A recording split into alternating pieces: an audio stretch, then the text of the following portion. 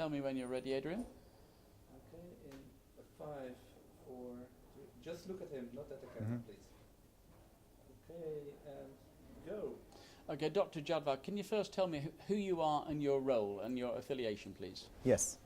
My name is Hossein Jadwar. I'm Associate Professor of Radiology and Vice Chair of Research at the Keck School of Medicine of USC, that's University of Southern California in Los Angeles.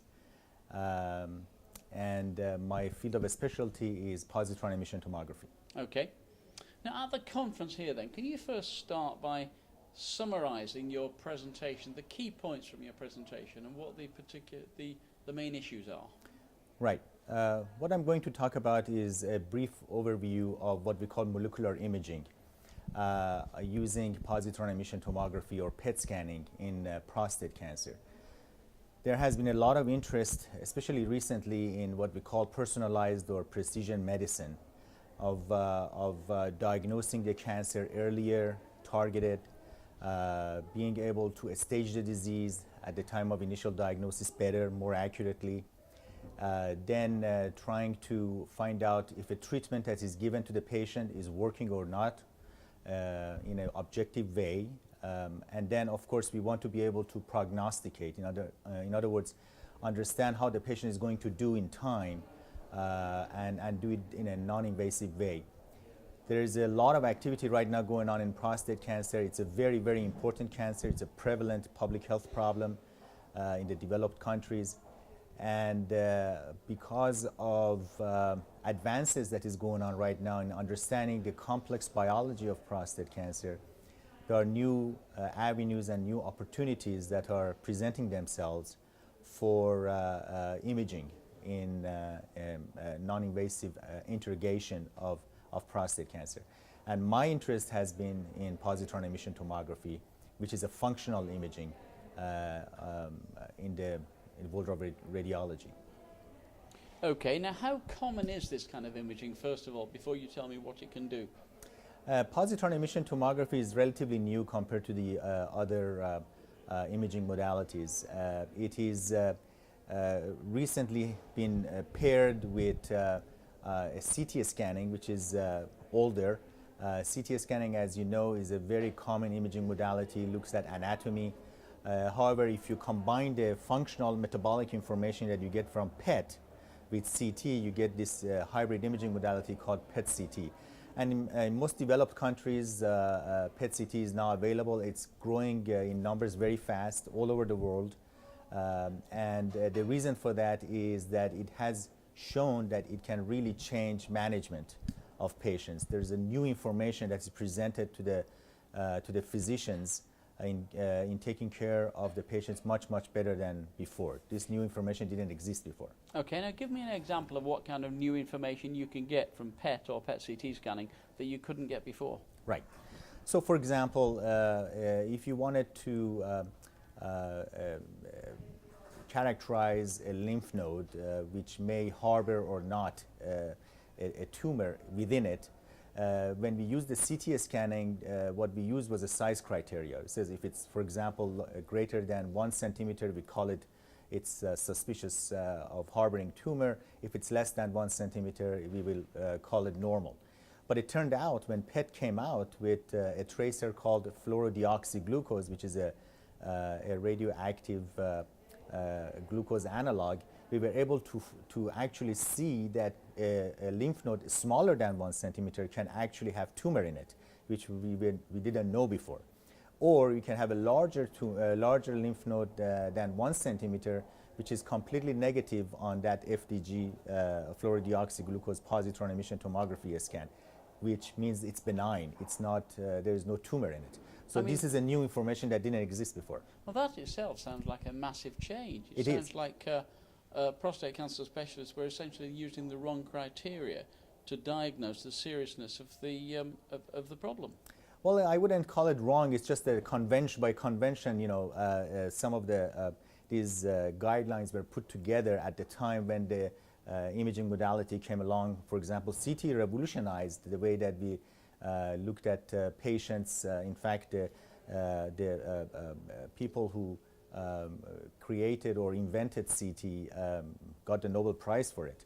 And then came along MRI, magnetic resonance imaging, which also provided much more additional imaging information, especially functional information.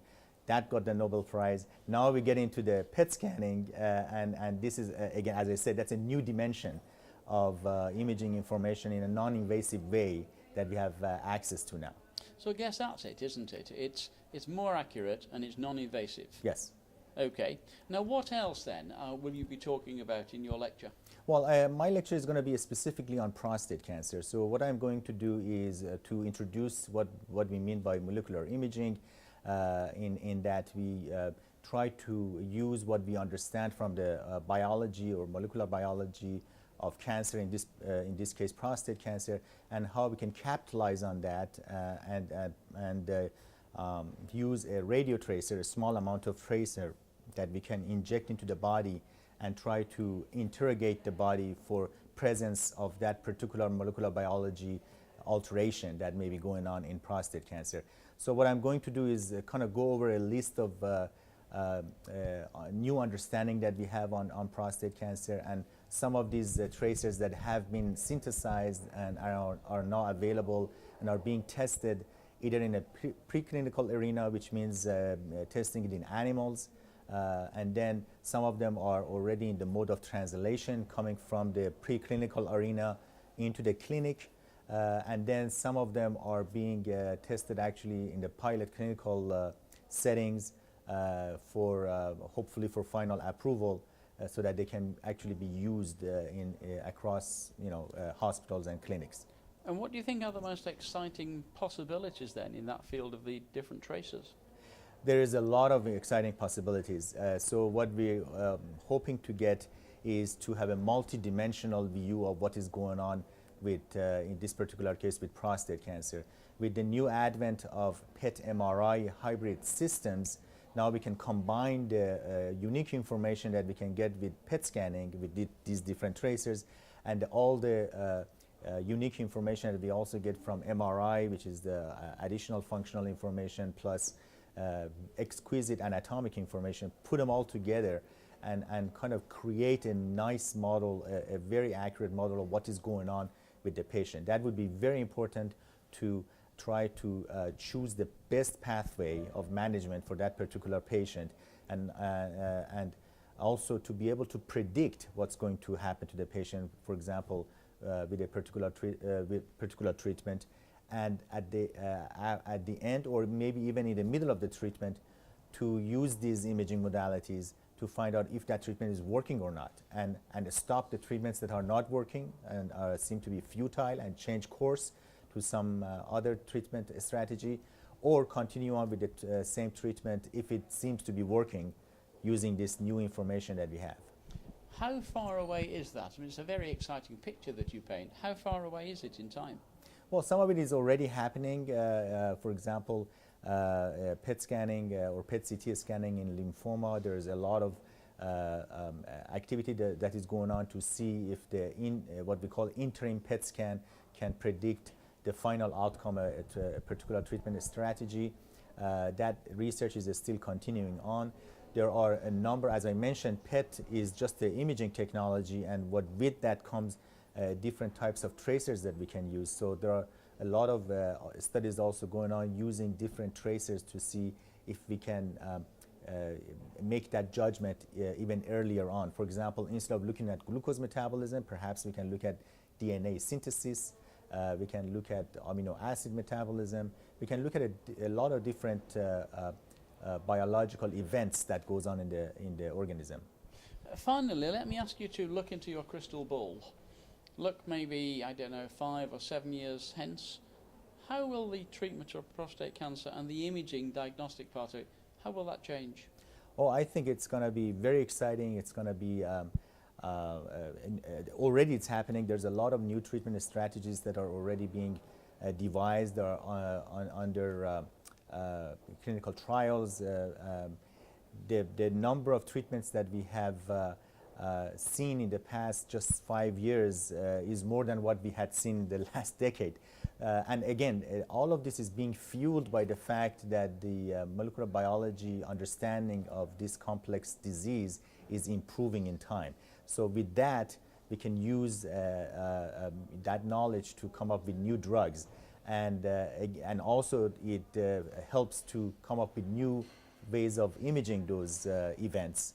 And together hand in hand, I think the future is very bright, not only for prostate cancer, but I think for many other cancers that we are dealing with. Dr. Jadwal, thank you very much. Thank you for the opportunity. One more thing onto the camera. Can we have your name and how we spell it, please? So do you want me to actually say how I say it, H-O-S-S? How it's spelled, because we write it down, but we also want it on camera so we know which name. So you want me like to say H-O-S-S-E-I-N just like that, or just say my name? Your name and how we spell it, Okay. so we can correctly Okay, give your sure. name title under, Sure. under in the... My name is Hossein Jadwar. It's H-O-S-S-E-I-N. That's first name. Last name is J-A-D like David, V like Victor, A-R. Okay, and what is your function, your title? Associate Professor of Radiology and Vice Chair of Research at the Keck School of Medicine of University of Southern California in Los Angeles, California, USA. Okay, that was it for me. Excellent. Thank you. That was Okay, brilliant. thank